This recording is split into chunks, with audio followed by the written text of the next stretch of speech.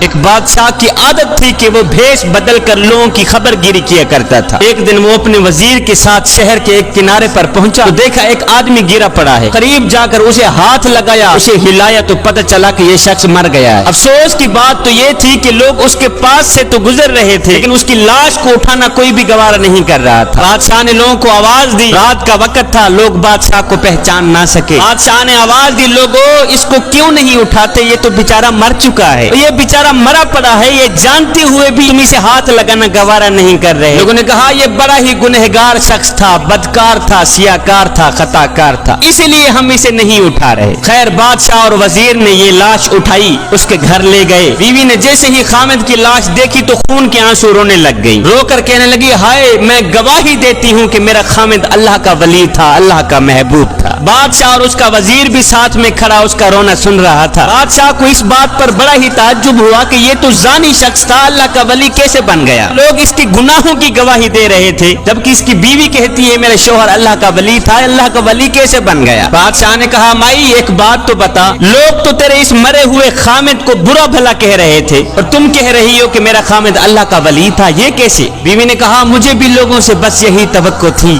بھائیو، دراصل حقیقت یہ ہے کہ میرا خامد روز شراب خانے جا کر شراب خریدتا اور گھر لا کر گڑھے میں بہا دیتا اور ساتھ میں کہتا چلو کچھ تو گناہوں کا بوجھ مسلمانوں سے ہلکا ہوا۔ پیتا نہیں تھا، وہاں سے شراب لے کر گھر آ کر گڑھے میں بہا دیتا تھا، کہتا جو شراب میں نے خرید کر گڑھے میں ڈالی ہے اگر یہ شراب کوئی اور لے جاتا تو ساری رات گناہوں میں گزارتا۔ اسی طرح میرا شوہر رات کو ایک گندی عورت کے پاس جایا کرتا تھا، اسے ایک رات کی اجرت دے کر کہتا کہ تم اپنا دروازہ بند کر دو، آج کی رات کوئی بھی تیرے دروازے پر نہ آئے۔ صبح گھر آ کر کہتا شکر ہے میرے مالک، آج اس عورت کا اور نوجوان مسلمانوں کے گناہوں کا میں نے کچھ بوجھ تو ہلکا کر ہی دیا ہے۔ اب لوگ میرے شوہر کو ان جگہوں پر آتا جاتا دیکھتے اور برا بھلا کہتے، میں شوہر کو کہتی تو یہ نیکیاں تو کر رہا ہے لیکن جب تم مرے گا تو کوئی بھی تجھے غسل دینے کو آمادہ نہیں ہوگا۔ میرا شوہر مسکرا کے کہتا کہ تم گھبراؤ نہیں، تم اپنی آنکھوں سے دیکھو گی کہ میرا جنازہ وقت کے بادشاہ پڑھیں گے۔ یہ سن کر بادشاہ رو پڑا،